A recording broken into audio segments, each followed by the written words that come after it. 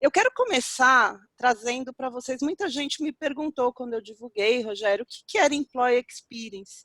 Até porque está num termo em inglês, não é todo mundo que conhece. Então, acho que a gente pode começar explicando o que é Employee Experience para as pessoas, pode ser? Claro que pode. Primeiro que assim, a tua provocação, que na verdade foi uma fala, mas você não imagina o quanto você me provoca com essa fala. O mundo corporativo, ele, ao longo da estrutura, da história e da estrutura dele, ele foi construído em cima de uma sequência enorme de conceitos americanizados, termos que trouxemos de fora, porque é isso aí, lá foram criados. Eu costumo brincar que alguns, às vezes a gente até esquece que são palavras não da nossa língua, de tão utilizados que eles são. O Employee Experience, ele acaba sendo a mesma coisa. Percebe que algumas empresas já trabalham a ideia do Employee Experience em corporações mundo afora, e trazendo isso um pouco para esta nossa realidade, traduzindo aí ao pé da letra, é isso mesmo. É a experiência do colaborador. A ideia é você criar experiências dentro da organização com o intuito de gerar uma aproximação entre a empresa e o colaborador que nela atua. Coisas curiosas quando você diz, o que é o Employee Experience? Bom, a primeira fala que eu poderia te dar é assim, se for tentar debulhar o Employee Experience do começo ao fim, talvez a gente passaria o resto do dia aqui ou a tarde inteira conversando, porque ele trata-se de algo que embasa a organização bem-sucedida. A gente tem tomado algumas empresas como referência e o que a gente vê nela? Exatamente isso. Essas empresas, elas tomam como base as suas próprias pessoas. Elas fomentam experiências para essas pessoas e, é óbvio, pessoas engajadas, pessoas felizes, acabam devolvendo isso a nós. De uma maneira, a princípio, simplória, eu diria exatamente isso para ti, que quando a gente fala de Employee Experience, diferente do que muitos possam acreditar, na verdade, ele é algo que ele é feito não para o colaborador, ele é feito com, ele é feito junto. É um conjunto de ações que se constrói em parceria, que se constrói através da aproximação de quem está dentro da empresa. Sensacional. Uma coisa que me vem na cabeça quando você fala da experiência, né? Então, assim, desde aquele momento que a pessoa entra na empresa, e faz muitos anos já que eu saí de empresa, que eu abri minha empresa, mas eu ainda tenho essa lembrança na minha cabeça do primeiro dia nos empregos que eu tive, porque é aquela sensação, né? Consegui um emprego, entrei, fui escolhida, e aí você chega, você não conhece nada, não conhece ninguém, e aí você tá com aquela sensação gostosa ao mesmo tempo de medo. Eu fico imaginando essa experiência quando vocês falam disso, eu falo vocês porque eu estou já incluindo o rock aqui, E é, deve e ter. devo, né? Então, quando vocês falam muito dessa experiência, eu fico pensando, desde aquele momento que a gente chega, que a gente está perdido, está com aquela baita ansiedade, até todo o processo que eu estou dentro da empresa, até o momento que eu estou indo embora, que é triste, que é um desapego. E ainda que eu pedi a demissão, ainda que foi uma escolha minha, é um desapego, é triste, é difícil sair, né? Então, como que a gente pode criar uma experiência para o funcionário, por exemplo, nesse momento que entra e nesse momento que sai? Depois a gente vai falar durante a live enquanto está lá dentro, né? Mas eu queria falar desse É legal. momento. O curioso é que o Employee Experience ele se faz antes mesmo do colaborador chegar. Tem um degrau anterior a esse que você citou. A atração do colaborador ele já é gerada de uma experiência muito grande. A cada dia cresce o número de gente que está preocupado com o propósito da sua empresa.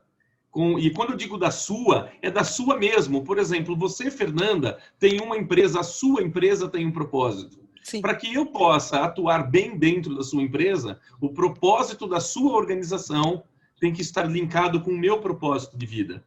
Então, essa ideia de gerar a experiência na atração, ele já começa mostrando que é preciso mesmo ter esse primeiro contato já com uma experiência. Eu costumo, inclusive, provocar um pouco, óbvio que isso é uma provocação mesmo. Para mim, eu falo que experiência é só o que aconteceu de bom. O que aconteceu de ruim é trauma, não é experiência. Saca? Assim, eu não quero lembrar do que aconteceu de ruim. Agora, o que aconteceu de bom? O que aconteceu de bom, sim, aí é bacana. Veja, às vezes vamos pensar, eu falo que a veia gastronômica fala muito alto, né? Então, vamos pensar na veia gastronômica. Quando você escolhe algum restaurante que você nunca foi, você escolhe e já começa a ter uma experiência por aquilo que você está vendo do restaurante. Você ainda não foi acolhido, você não chegou lá. A ideia de você primeiro escolher um restaurante para depois você ter as outras experiências presenciais, para mim é muito forte. E com as organizações é a mesma coisa. Então, antes mesmo de pensar em responder como que é essa visão do employee do começo ao fim, e é assim mesmo, o começo é nesse momento da atração, é nesse momento em que a gente, de alguma forma, entra em contato com o mundo corporativo, que é, para mim, o mundo dos sonhos. Se depois vai ser tudo aquilo que eu esperava ou não, bom, eu preciso provar primeiro. E aí, na analogia que fiz, assim como no restaurante, pode acontecer na empresa. E aí, ó, vamos dar uma viajada um pouquinho mais aí, se você me permite, claro. Qual que é a ideia? Olha só, você escolheu um restaurante por uma atração sua, alguma coisa, seja o cardápio, seja a história que contaram, olha as coisas que eu estou dizendo, o cardápio do restaurante, as histórias que contaram, ou seja, o restaurante tinha um fit. E esse fit cultural do restaurante, ele ajudou você a escolher se era lá que você queria ir. Hoje, o profissional bem-sucedido faz a mesma coisa com as empresas. Ele olha o fit da empresa, ele entende se existe um link, existe uma aproximação entre aquilo que ele espera e aquilo que a empresa espera dele. Putz, trabalhar ali é a minha cara. Então, é possível que eu me arrisque neste segundo momento chamado processo seletivo. Tem uma coisa que você está falando que me veio um insight aqui na cabeça, né? Às vezes a gente tem esse fit. Aí eu falo assim, nossa, já aconteceu isso comigo dentro da minha carreira. Eu comecei a trabalhar muito cedo, eu comecei a trabalhar com 13 anos. Eu tô com 45, então denunciei a idade. Né? Mas Eu confesso. Já deu um real confesso. Mas são 32 anos já trabalhando. E aí eu vou dizer para vocês, às vezes você vê, eu tinha aquela coisa, às vezes eu tinha aquela empresa que falava, nossa, essa empresa eu quero trabalhar um dia, eu sou louca para vir. Eu tinha esse fit. E aí eu entrei, já aconteceu. E aí eu tive depois foi legal, mas aquele dia que eu entrei, por isso que eu perguntei do entrar na empresa. Quando eu entrei na empresa, eu tive uma decepção. Depois eles até corrigiram a rota, né? Foi muito legal trabalhar lá e tal, mas eu tive uma primeira má impressão pela forma que eu fui recebida.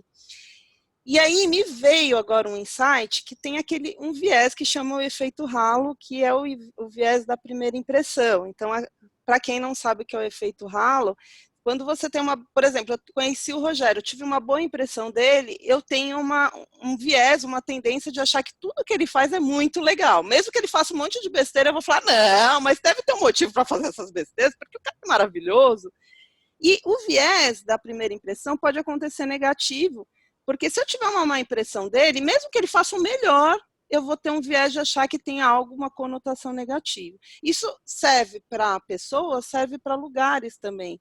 E eu fico pensando que essa pessoa que teve o fit, escolheu a empresa, entrou na empresa, está naquela alta expectativa que é perigoso, porque a alta expectativa é perigoso, porque o outro nunca entrega o que você quer, e aí, de repente, ela não é bem recebida, ela não tem uma experiência legal.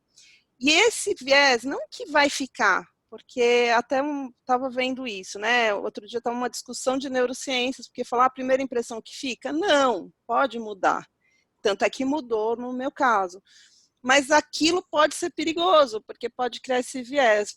Então, eu fico pensando como que a gente poderia ter esse cuidado, a pessoa ficou com uma imagem, o storytelling da empresa é muito legal, tem tudo a ver, eu entrei. Como que a gente cuida dessa pessoa que acabou de chegar, na sua opinião? Legal. Primeiro, assim, como a gente cuida de alguém? Exatamente da forma que eu gostaria de ser cuidado. Eu acho que isso é bem legal, é pontuar sempre. Aquilo que eu não quero para mim, eu não posso desejar para ninguém. E, às vezes, não está ao meu alcance fazer algumas coisas, mas alinhar o meu comportamento com a minha fala é importantíssimo. Imagina só, quando a gente fala de recursos humanos, e aí a gente alinha essa área de RH, quando eu penso em recursos humanos, eu penso sempre no RH como área, tá bom? É longe de mim aí imaginar o humano como um recurso. Mas qual é a visão que eu traço entre a área de recursos humanos e o Employee Experience para responder essa ideia de como eu vou tratar a pessoa lá dentro? Veja, primeiro é preciso entender que existem alguns passos para fazer o Employee. A gente começa aí falando, por exemplo, da atração, que foi a minha primeira fala.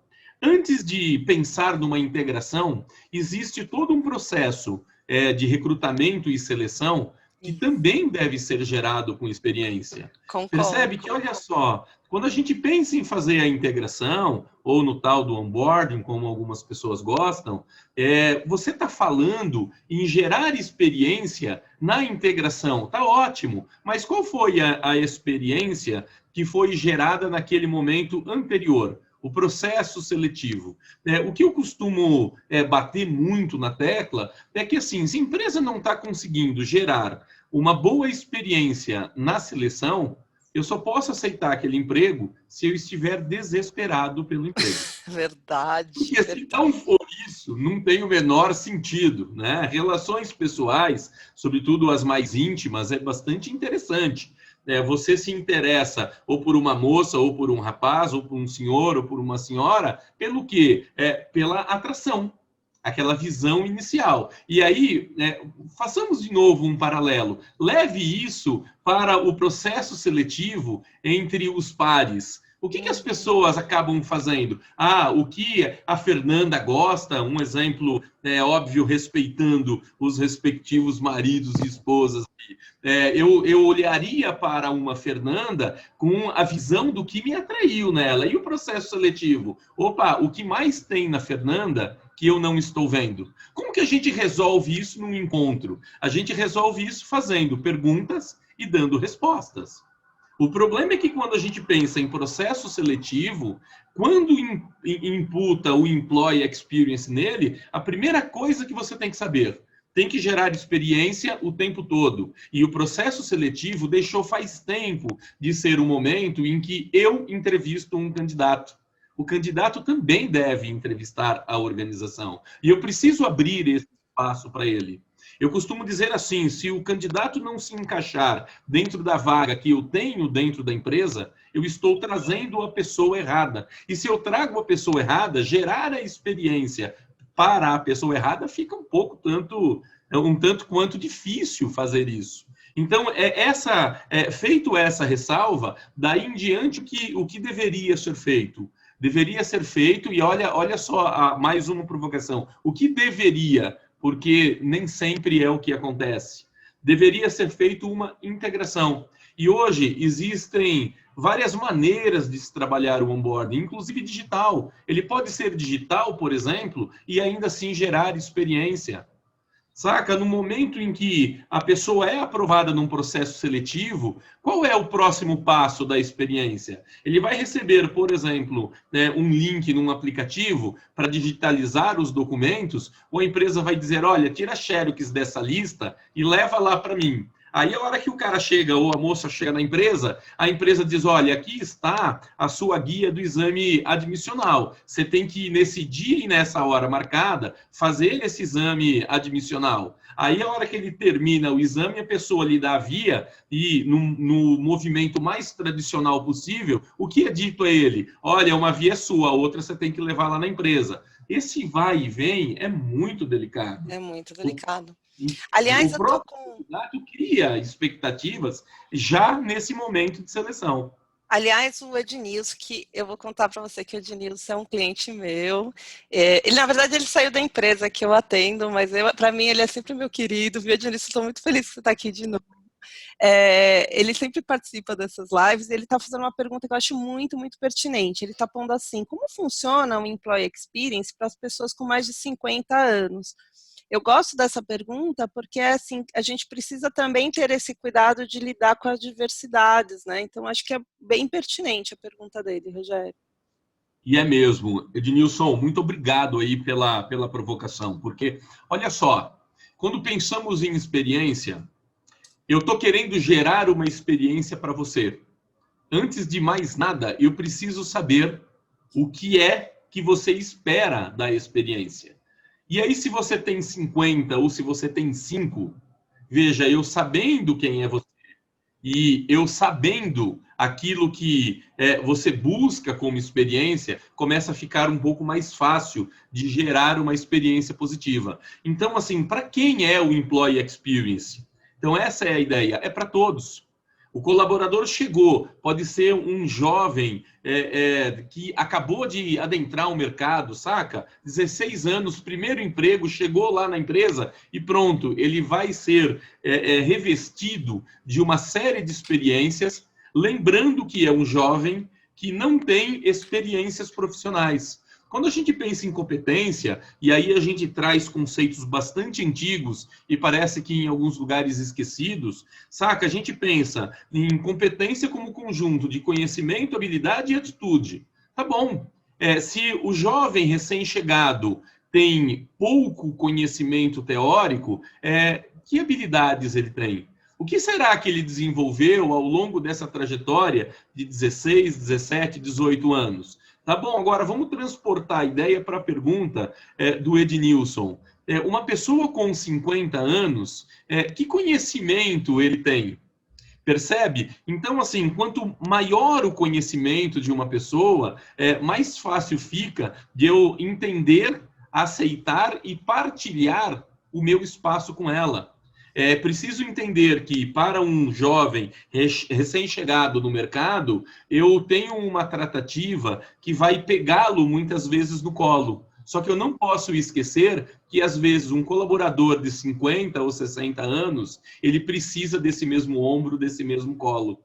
Então, é essa a ideia. É como gerar, dando a ele oportunidade de fazer, independente de ter ou não 50 anos. Não sei aí se ficou para você, Ednilson, claro a tua pergunta, mas continua à disposição, tá bom? E eu acho que isso que você está falando, aí entra muito a CNV, né, Rogério? Porque a gente tem que trabalhar esse processo empático, porque o que funciona para uma pessoa de 20 anos é diferente de uma pessoa de outra geração, como o Ednilson está falando. E aí eu acho que tem que ter essa capacidade de gerar experiências de acordo com a necessidade, que é CNV pura, né? Eu ter a percepção da necessidade de cada pessoa, porque o que me vem na cabeça, que eu acho que acontece, que é um erro comum, já trabalhei muitos anos dentro do RH, e a gente faz a integração, o onboarding, né, com as pessoas e tal, só que aquela integração é um formato padrão para todo mundo. E aí eu fico sempre me questionando, o que funciona para um vai funcionar para todo mundo? Será que é isso mesmo? E aí vem essa questão de, talvez no 1 a 1, de você fazer um cuidado, de entender por grupos, por tipos de pessoas, o que é preciso, o que ela tem necessidade. Então, essas mudanças de gerações, essas diversidades, eu acho muito importante.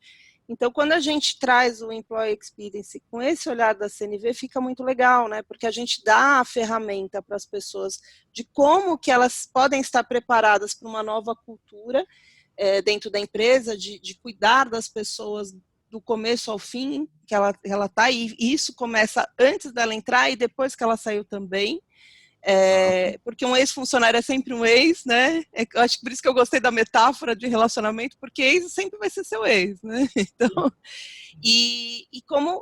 primeira coisa, preparar as pessoas dentro para uma nova cultura de fazer isso com as pessoas. Agora, como fazer isso também precisa muito dessa CNV, do poder da empatia, da capacidade de entender das necessidades de cada pessoa. Uma coisa que até não à toa que chama molécula, e a gente está incorporando junto com a CNV, existem etapas, são moléculas, né? Então, uma das etapas que a gente aborda bastante com esse Employee Experience, que os meninos abordam, é a felicidade no trabalho. Eu acho um tema super legal, porque ainda tem aquele viés, né? Ou eu sou feliz quando chega a sexta-feira que eu vou tomar uma cervejinha. Não, você tem que ser feliz sempre, né? Então, acho que eu queria trazer um pouco mais desse tema felicidade para as pessoas. Podemos falar mais disso? Eu queria que você trouxesse um pouco disso. Claro, podemos sim. Quando a gente pensa em felicidade, é sempre curioso o seguinte: o que te faz feliz? Veja, a sua resposta é ímpar. O que faz você, Fernanda, feliz, certamente difere ou possivelmente difere do que faz o Rogério feliz, do que faz o Augusto feliz, do que faz a Loren feliz. Então, essa é a primeira provocação. Por quê? Para poder implantar conceitos de felicidade dentro das empresas, tem um degrau que antecede isso tudo. E, aliás, eu acho que vale até a pena lembrar assim, você falou das moléculas, e muito bem falado. Para nós, na molécula, o próprio Employee Experience é feito de moléculas. Então, quando você fala da molécula da felicidade, estamos falando do que para a gente seria a terceira molécula do Employee Experience. Pensa assim, olha, tudo há de começar com um propósito. Eu consigo ser feliz sem propósito? Bom, eu consigo tropeçar na felicidade, percebe? Fiz algo sem o propósito, mas tropecei em algo que me fez feliz, né? E isso é uma questão interessante. Felicidade, para mim, é um estado momentâneo. Eu chego a dizer, inclusive, o seguinte: a pessoa que acorda o dia inteiro feliz, então ela passa pela porta, ela abraça a maçaneta. E aí ela chega na sala, ela dá um beijo no sofá. Ela vai sair, ela dá aquele cafuné na chave do carro. Cara, na boa, tem algum problema? Ou essa pessoa está em Essa alguma... pessoa não é normal, não. Ela deve ser de Orion, né? Mas eu conheço, e não é uma ou duas, não. Conheço várias pessoas que entendem que ser feliz é isso. Se eu não sou assim, eu não tenho essa dimensão da felicidade. Então, aí, primeiro, para tudo. Veja, quando eu trago o propósito, tudo dentro de Employee Experience tem que nascer pelo propósito. Não tem jeito. Então, o que seria um passo a passo aí? Quais seriam essas 7 moléculas que a gente fala? Bom, dá para começar em propósito, e aí você pensa assim, olha, uma vez alinhado o propósito, eu trago gente para minha organização que tem o mesmo propósito que o meu. Muito bem. Se eu tenho gente que tem o mesmo propósito que o meu e que a minha organização, fica um pouco mais próximo à construção do engajamento. Então, veja, propósitos batem, o engajamento está aos poucos sendo construído, a consequência disso é a felicidade no ambiente de trabalho. Então, a gente chega na felicidade através do movimento de propósito com o engajamento. E aí, quando você provoca a ideia de que não dá para ser feliz só no happy hour de sexta-feira, é bem isso mesmo. Outro dia brincávamos numa sala de aula minha na faculdade, onde o menino relembrou aquele velho chavão. Professor, mas você também trabalha? E ele perguntou, quanto isso me incomoda, entendeu? Ele falou, cara, eu preciso saber, porque tem um pessoal que fica muito bravo. E o Amado, fica bravo com isso? Quanto isso te incomoda? Eu falei, cara, a grande sacanagem é que para eu responder isso para você, eu preciso que você me defina o que é trabalho. Porque se você disser que o trabalho é aquela fonte financeira para você, bom, pode ser até que a gente viva num mundo de desemprego. A questão é saber que se para você trabalho é um lugar onde você se autorrealiza e você consegue construir a sua vida pessoal, a sua vida material, a sua vida financeira e os seus relacionamentos interpessoais, putz, cara, aí eu vou dizer para você o seguinte, eu trabalho quase que em período integral. E aí daria para provocar a gente aqui, nesse momento. Veja, a Fly Flow convida alguém da molécula. Então, a Fernanda está, nesse momento, trabalhando tão quanto o Amado. Agora, a pergunta que faço é, você lembrou disso antes de eu te fazer essa provocação? Você lembrou que era um trabalho? É tão gostoso fazer, e é muito louco, porque aí vem aquela provocação do emprego versus trabalho, né? Boa. Quando e que, na verdade, o trabalho tem muito desse propósito, tem muito desse engajamento, e que a gente esquece que está trabalhando. Então, o que faz a gente fazer uma reunião 7 da manhã, e eu estou dando aula até 10 horas da noite, você fala, mas que loucura, não, eu estou engajada. Eu estava falando, eu vi que tem aqui pessoas que são meus coaches, né, coaches, assim. E aí eu estava falando ontem num atendimento disso. Quando você encontra seu propósito, você vê sentido naquilo que você faz. E o sentido é tão forte que aquilo te dá resiliência. Eu tenho uma frase que é uma frase minha. Eu falo que quando você tem propósito com fé, você tem resiliência. Porque se você tem um propósito, você vê sentido naquilo e acredita, a fé nesse sentido de acredita que aquilo é um potencial e que pode efetivamente acontecer e fazer bem para as pessoas, você vai ser resiliente, não há crise que vai te derrubar. E por mais difícil que seja, claro. E aí tem uma coisa super legal nesse processo das moléculas, que a gente foi vendo o quanto que tinha sinergia com esse trabalho que a gente faz aqui na FlyFlow, que é o olhar da comunicação não violenta, que vai muito além só dos conceitos da metodologia da CNV, mas é um processo que começa de dentro para fora. E quando a gente trabalha esse processo de uma inovação do ser, você começa a perceber o que te mobiliza, o que você está no automatismo, o que você está fazendo, porque mandaram você fazer, porque te moldaram para fazer daquele jeito. Porque para você encontrar seu propósito, você precisa se desvencilhar um pouco desses formatos que a sociedade te colocou. E aí você quebra paradigmas no sentido assim de eu também escolho a empresa que eu quero estar, eu também escolho, eu também entrevisto quando eu estou ali numa entrevista de emprego. Então, tem um trabalho anterior que é preparar a pessoa para esse novo modelo mental e não se violentar tanto. Eu acho que essa grande violência que a gente faz, de achar que, por exemplo, uma violência que eu acho que acontece muito, a gente acha que felicidade é suprir nossos desejos. E eu queria contar uma coisa. Faz um exercício, eu vou dar um exercício para vocês. Acorda um dia, até você dormir, anota todos os desejos que vem na sua cabeça. Você vai ver que é impossível você atender todos os seus desejos. Então, tem esse filtro do que realmente é importante, que são as coisas que você tem vontade, tem uma ação efetiva para fazer. E por isso que tem aquela expressão força de vontade, porque é o filtro que você faz. Então, quando a gente dá essa base da comunicação não violenta para você mesmo, né, dessa violência que a gente comete, aí a gente vai para esse caminho das moléculas, a gente vai vendo que é uma via de mão dupla.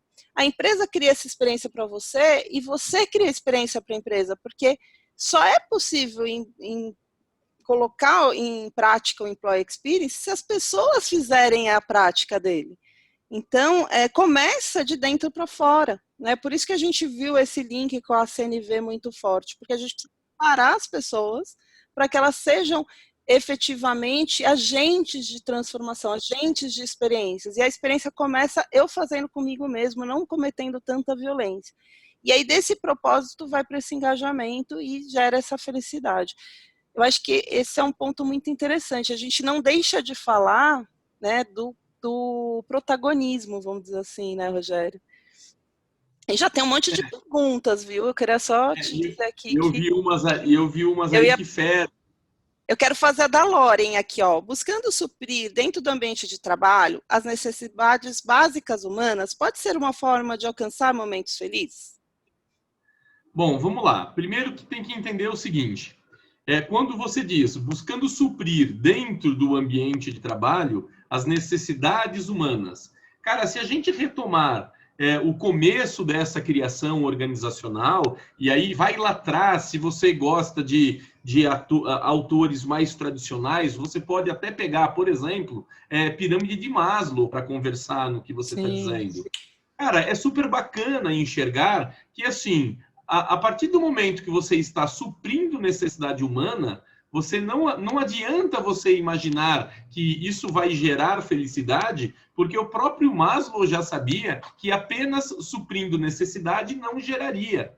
O que você precisa entender é o além disso chega aonde?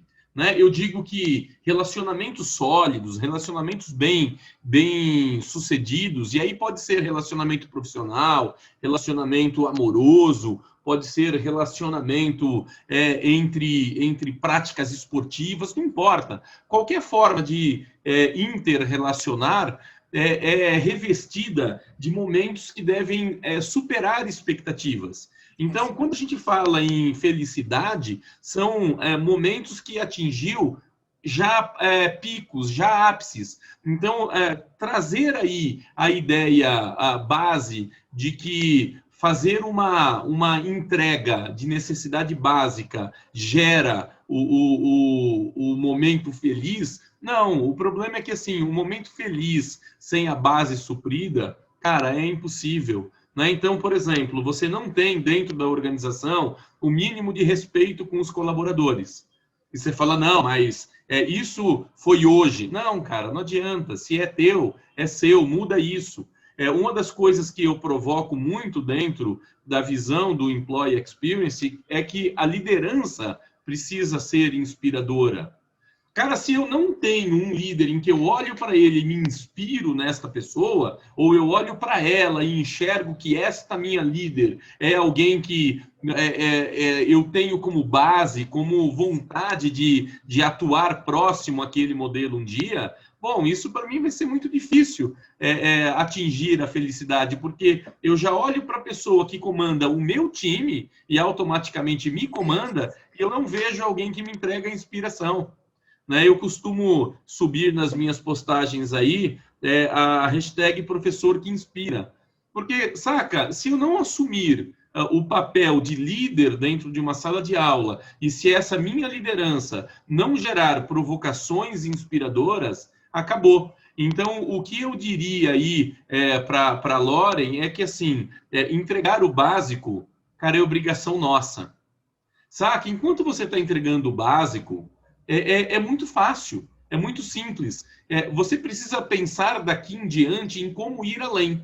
Se eu te prometo alguma coisa e você me promete algo em troca e eu só te dou o que eu te prometi e você só me entrega aquilo que você prometeu, tá 1-1 a brincadeira. E a gente fica nesse embate. A empresa se acha excepcional porque nunca atrasou salário, porque o equipamento de trabalho da empresa é bom equipamento, é novo, é moderno. Tá bom, mas foi isso que você prometeu para o colaborador? Foi. Ok, não tem aí employee experience acontecendo. Saca? Agora, a hora que você entrega um pouco a mais, bom, aí começa a gerar momentos de putz, aqui dá para ser feliz. E ao contrário, acontece o mesmo. Aí, imagine a situação inversa, onde o colaborador, quando chega na organização, olha, eu sou excepcional, eu nunca atraso, eu não falto por nada, o que você me pede, eu entrego sempre nos prazos. Mas espera aí, não foi esse o nosso combinado?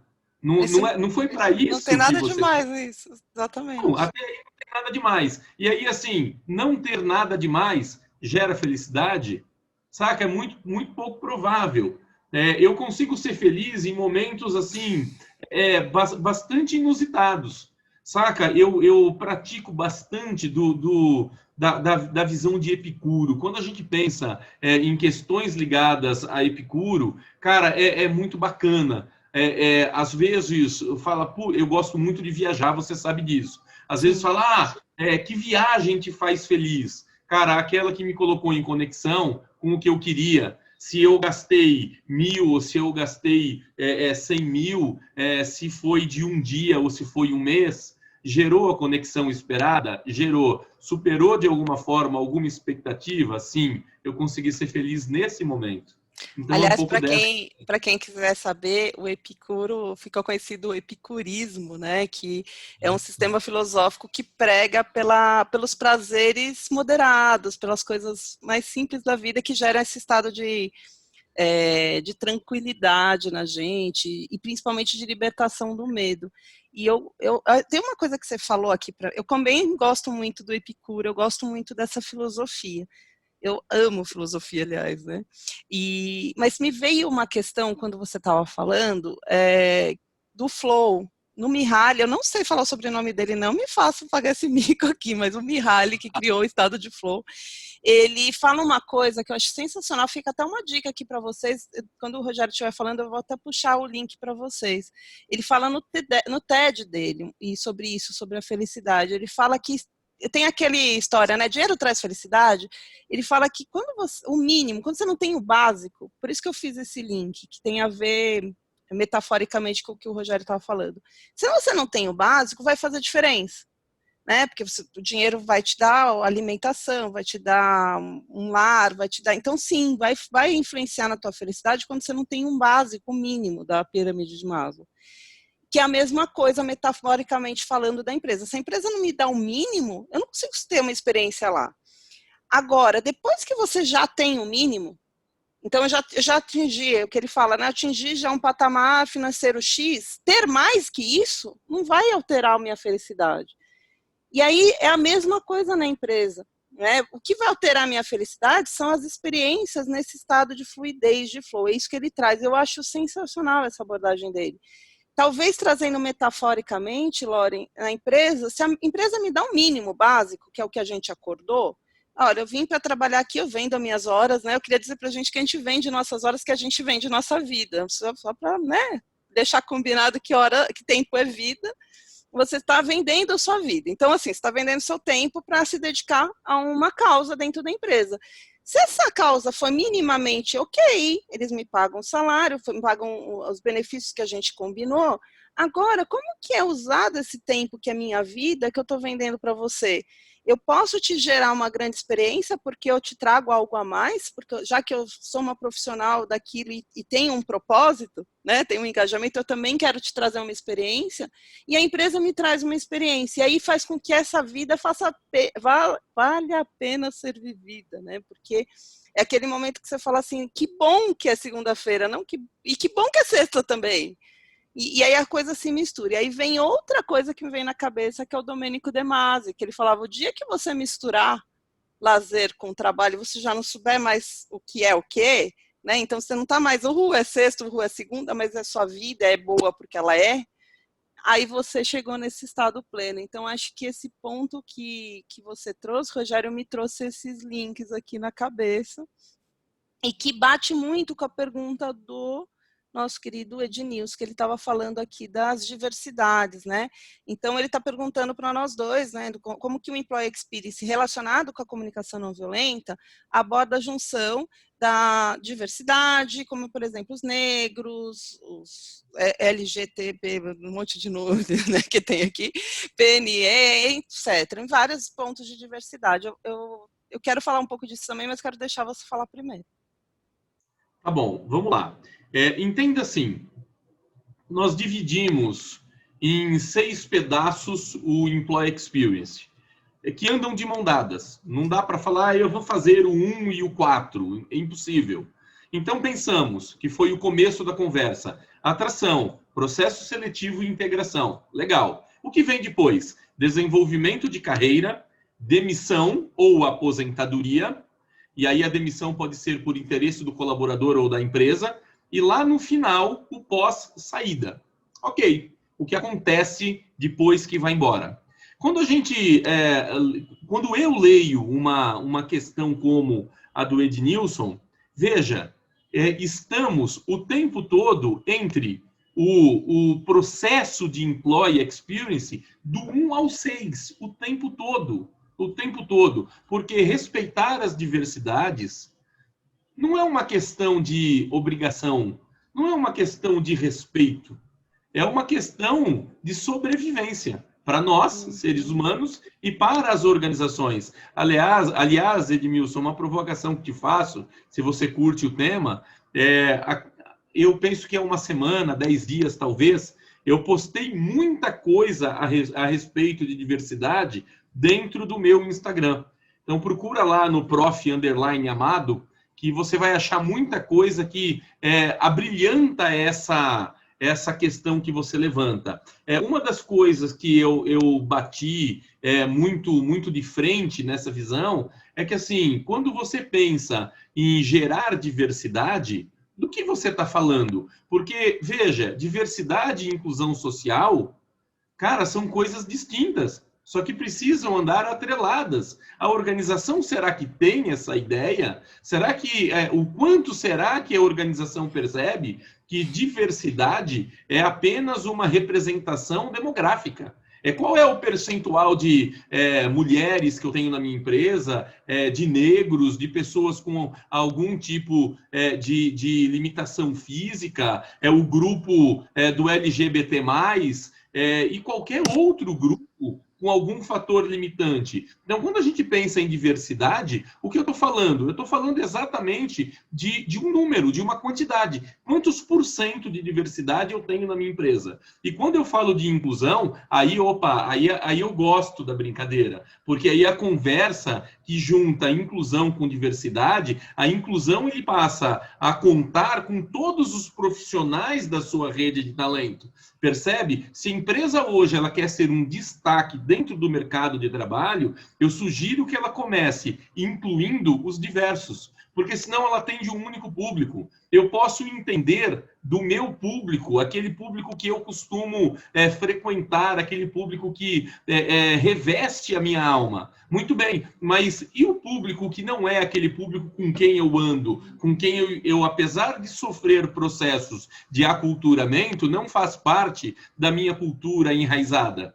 Percebe qual é a provocação? Então, se eu quero atender uma gama maior de públicos, que eu tenha o cuidado de tornar a minha organização diversa. Então, eu abro espaço para a diversidade e eu efetuo dentro da minha empresa a inclusão. Porque não adianta eu falar que a empresa é totalmente diversificada, mas eu não pratico a inclusão lá dentro. Eu estarei certamente causando sofrimento e não causando uma gestão da diversidade que é tão importante para as empresas.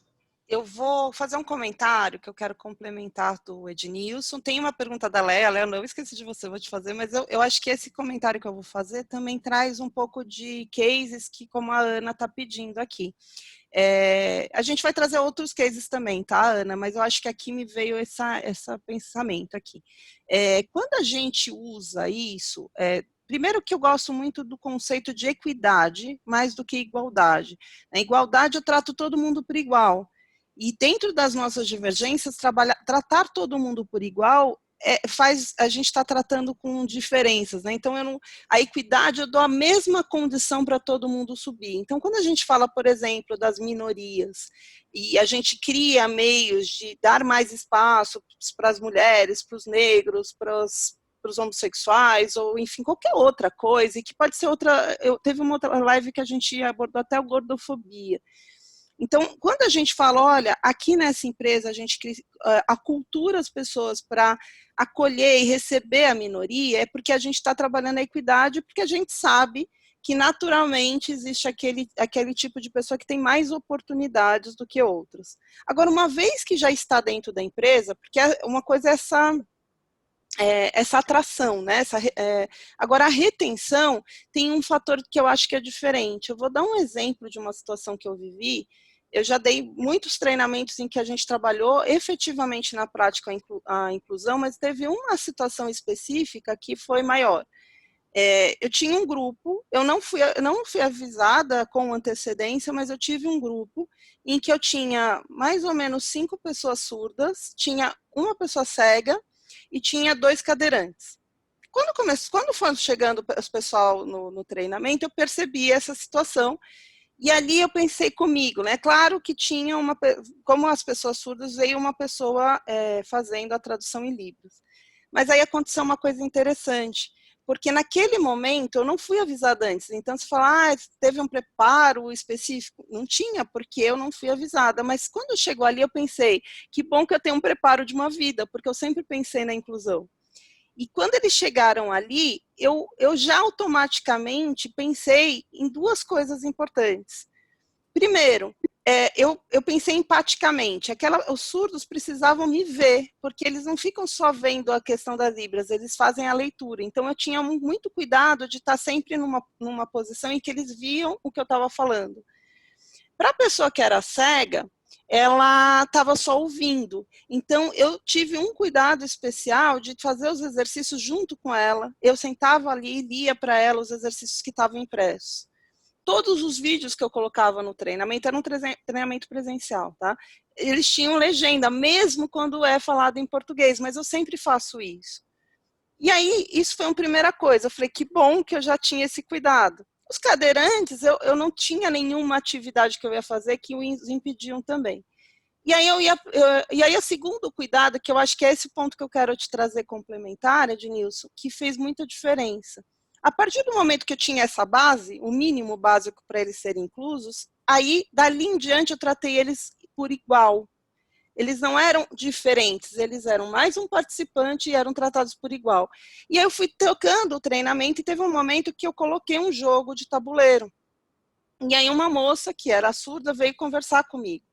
E ela era surda, entre os 5, ela tinha a deficiência, mas bem menos, ela ouvia um pouco. Então, quando você falava bem perto dela, ela conseguia ouvir. E ela veio me falar preocupada. Ela, Fernanda, eu estou preocupada, porque como a gente vai fazer os grupos do jogo, a gente acaba que ficando juntos, porque a pessoa de Libras fica com a gente. E eu acho que a gente vai ser prejudicado no jogo. E eu dei um sorriso para ela e falei, não, absolutamente, não vai ter prejuízo nenhum, te garanto, pode confiar em mim. E eu tratei ela como você tem o mesmo potencial, a mesma capacidade que todo mundo, o jogo não vai ter nada que vai te desabonar. Ela é sério? Eu falei, confia em mim? Ela confia. O jogo foi, realmente não tinha nada que desabonasse, Rogério. E aí, teve uma coisa muito legal que aconteceu, porque o jogo foi sensacional, e aí, quando acabou o treinamento, as pessoas foram embora, essa moça ficou. E ela ficou ali, eu vi que ela estava ficando. Eu falei, ela vai querer vir conversar comigo. Aí todo mundo foi embora, ela veio aqui falar comigo. Ela falou assim, eu queria te dar um feedback. Foi a primeira vez, a gente já está participando de alguns treinamentos, que é um movimento da empresa, mas foi a primeira vez que a gente se sentiu de verdade incluso. Porque você não tratou a gente como diferente, você não ficou com dedos com a gente, você deu a base que a gente precisava para a gente ter as mesmas condições de todo mundo, mas a partir daí você tratou a gente por igual. Foi a primeira vez que eu me senti de verdade inclusa, e eu quero te dar um abraço. Eu conto isso, eu fico emocionada, porque aquele abraço que ela me deu mexeu muito comigo, eu estou emocionada. Porque eu não pensei nisso, né? Mas eu fiz naturalmente, Rogério e Ednilson. Mas quando você vê uma pessoa falando, eu me senti inclusa, eu me senti parte tão com tanto potencial como todo mundo, me faz perceber que criar experiências para as pessoas nessa inclusão é dar esse mínimo. De novo, a gente entra no que o Mihaly falou. Mínimo tem que dar, mas a partir do mínimo, eu preciso gerar uma experiência que ela se sinta como qualquer outra pessoa. Então, eu acho que isso é CNV, isso é empatia, isso é ter esse cuidado com o outro, e que bate muito com todo esse trabalho que a gente está fazendo em parceria da FlyFlow com a molécula, de a gente trazer essa base da CNV para poder implantar a experiência para as pessoas. Não sei se eu te respondi, Ednilson, eu trouxe um dos cases, porque a Ana estava pedindo um case, né? Eu acho que aqui já fica um case. E já vou emendar, que eu estava ficando emocionada aqui já. Vou emendar com a pergunta da Leia, para que aí eu passo a palavra para o Rogério. A Leia está falando uma coisa que eu acho muito, muito pertinente. Ela está trazendo da questão dos países emergentes, ainda mais na pandemia, né? Vamos combinar, que não estão podendo escolher muito, né? A gente tem que sobreviver, e aí você fala, que lindo, bonito, maravilhoso, uma graça isso daí de que a gente também escolhe a empresa, mas eu estou passando fome, eu preciso de emprego, e aqui caiu, eu estou pegando. E vamos pensar nessa situação, né, que a Leia traz. Ela fala assim, ok, eu não pude escolher porque eu preciso, eu estou numa situação difícil, e aí eu entro numa empresa que eu vejo que não bate tanto assim com o meu propósito, com meus valores, né, e aí e olha que interessante, ela pode assim, falar que sim, eu imagino que o trabalhador precisa criar momentos de engajamento, mesmo com esses propósitos diferentes, e tem a ver com resiliência. O que a gente pode fazer nessas situações? Leia, sua Primeiro, pergunta é provocadora, gostei, hein? top demais. Eu guardei a minha tela, se tivesse como mostrar para vocês, tu ia ver a questão da Leia aqui. Eu falei, cara, o tempo tá indo embora e não dá para não responder a questão da Não Leia. dá, não dá. Antes de responder, eu só quero fazer uma provocação para o seu momento emoção. O que aconteceu? Você me conta uma passagem do seu trabalho e você sente novamente a emoção que foi estar naquele dia. Quando você diz, eu preciso parar porque eu estou ficando emocionada. O que é isso? Isso é Employee Experience. Percebe? É a sua experiência. é valorizar a sua experiência, Fernanda. E a sua experiência, ela precisa ter valor dentro da minha organização, da sua organização e do conjunto de organizações que são tocados por nós. Então, assim, não dava para não fazer esse comentário, porque são essas experiências, e aí tem uma frase que eu gosto bastante, cara, assim, experiências são momentos que marcam, são momentos que ficam. Isso é, para mim, o ápice da experiência. E aí, feito esse adendo, e indo aí para a resposta do que a Lea, da provocação que a Lea fez, Lea, existe o seguinte cenário. Há uma diferença entre o viver e o sobreviver. Eu consigo sobreviver, mas não estar efetivamente vivendo. Veja, se o momento faz com que eu esteja trabalhando num projeto, numa empresa, num mundo diferente daquele que eu sonho como ideal para mim, isso não significa que eu vou parar de sonhar. Então, a fala é a seguinte: Perfeito. Existe esse mundo que é perfeito para você. Nem todas as pessoas que eu conheço precisam viver, por exemplo, o Employee Experience. Não é isso que eles buscam. E veja, por que eu levaria para uma empresa que tem o Employee Experience desenhado alguém que não quer viver aquela situação, alguém que não quer participar daquele momento? Aí, voltando com o link gastronômico que eu tinha feito no começo, tudo que você quiser fazer na vida é feito pela soma de diferentes. Pensa, vamos fazer aí, o Rock está aí na live com a gente, vamos fazer aí, ou pelo menos tentar imitar a macarronada famosa do Rock. Gente, cara, vamos fazer é até maldade falar dessa macarronada. Chegando perto da hora do almoço, né? Vamos falar de macarronada, e aí todos os ingredientes são iguais. Então, faça para mim uma macarronada só com macarrão. Saca? Eu preciso do macarrão, eu preciso do molho. O molho leva tempero.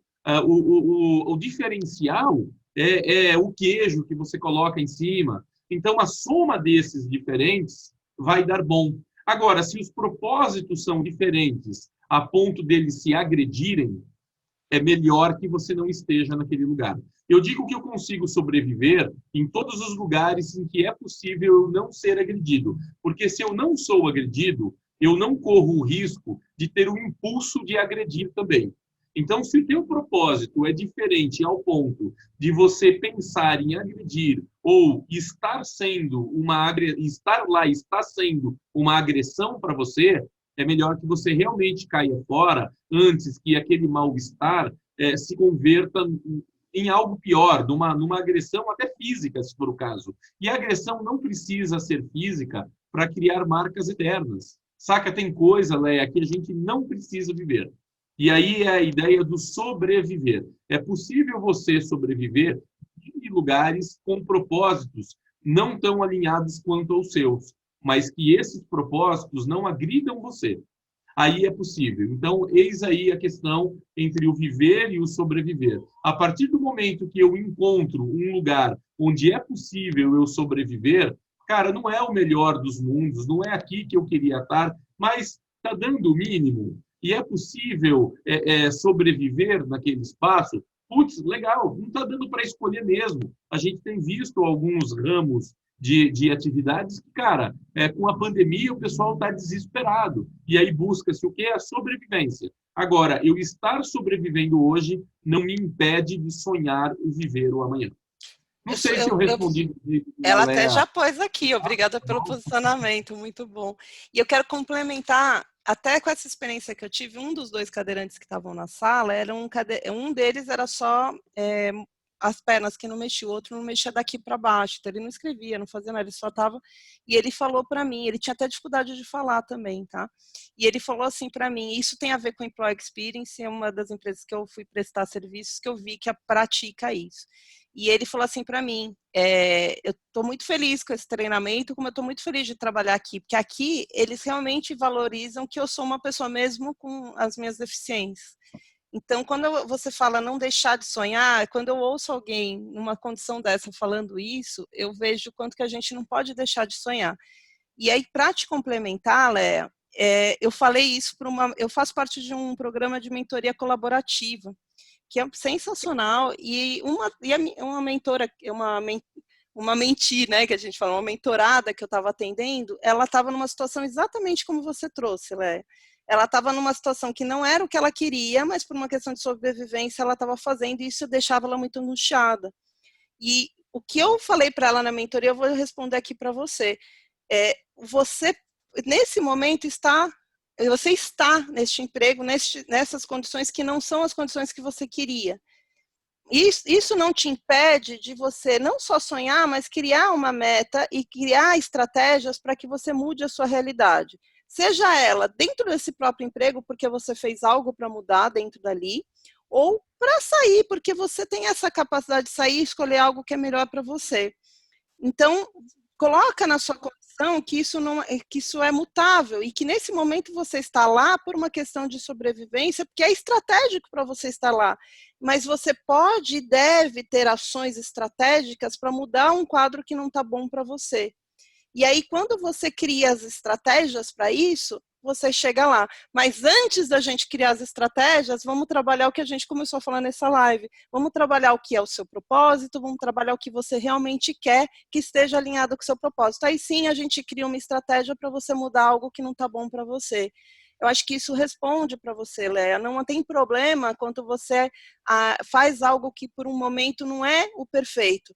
O que é ruim é quando você se acomoda naquilo e fica numa posição de vítima, dizendo não tem jeito, o mundo fez isso comigo. Porque sempre está na nossa mão mudar as realidades que a gente vive. E quando a gente aceita o que não está bom para a gente se viola. E eu acho que é isso que eu prego muito com a comunicação não violenta, né? Então, a mudança ela vem de dentro para fora.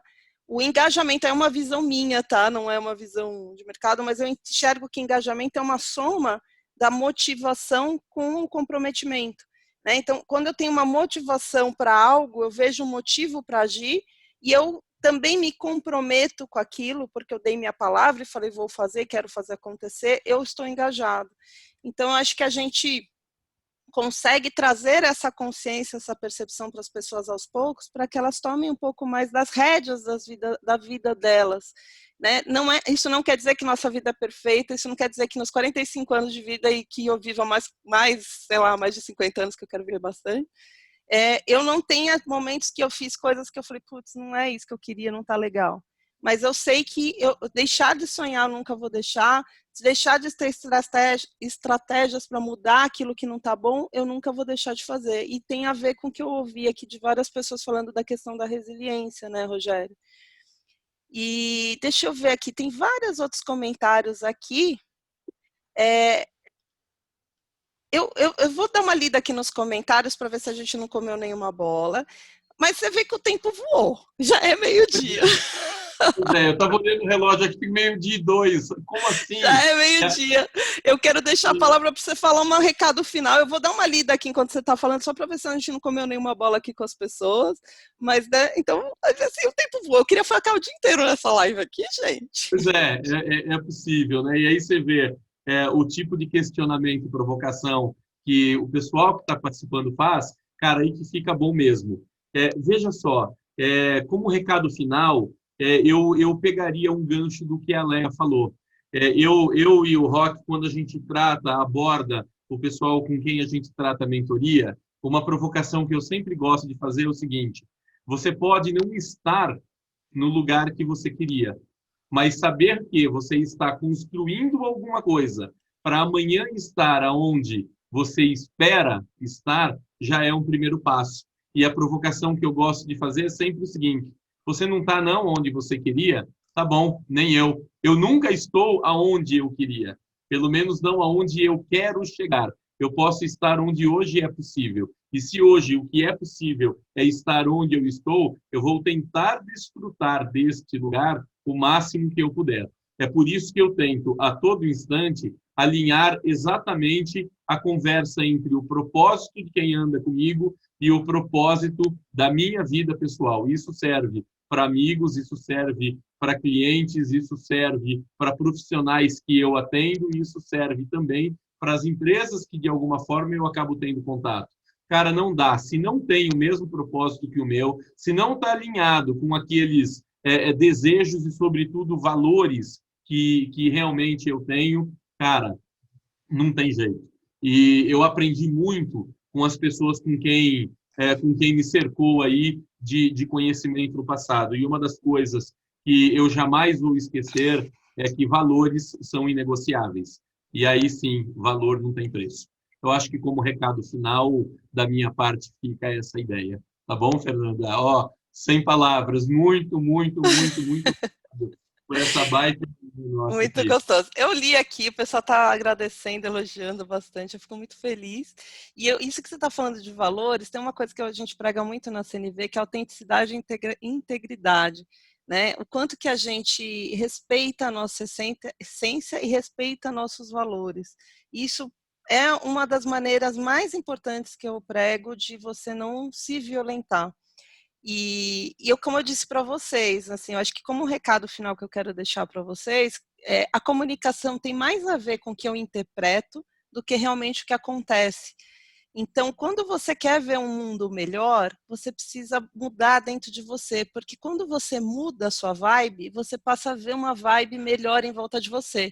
Aquele dia que você acorda falando bom dia, sorrindo, vendo coisas boas, porque você está semeando coisas boas, por mais que esteja tudo ferrado, que vamos combinar que esse momento de crise tem muita gente que está tudo ferrado, você fala, tá tudo ferrado. Tá, mas isso não me impede de aproveitar o momento que eu tenho de vida, agradecer que eu estou viva, agradecer que eu tenho força, que eu tenho saúde, que eu posso fazer alguma coisa para sair da crise, que eu posso fazer alguma coisa para me ajudar e ajudar os outros. Quando eu acordo pensando isso, por mais que tudo está ferrado, eu começo a enxergar em volta de mim coisas boas, como, por exemplo, como comecei falando que só trago gente ilustre, porque quando você começa a tratar isso dentro de você, você também atrai pessoas que estão na mesma vibe que você. E aí você começa a construir coisas que te tiram da crise, mas ajudam também outras pessoas. Eu acho que esse é o grande segredo. Eu quero fechar falando isso para vocês e agradecer imensamente de vocês terem ficado, mesmo a gente passando todo o tempo, de vocês terem ficado. Teve gente aqui que está me perguntando, a live está sendo gravada, eu coloquei aqui o link, mas coloco aqui de novo, de onde fica. O canal CNV Live, esse é o episódio 14. Então, esse link vocês vão ver que tem uns 13 episódios anteriores lá. A gente tem um delayzinho, a gente não consegue subir tão rápido, porque eu corto aquele começo que a gente enrolou, dá aquela editadinha básica, né, para ninguém aguenta aquela enrolação. E a gente sobe para vocês terem lá.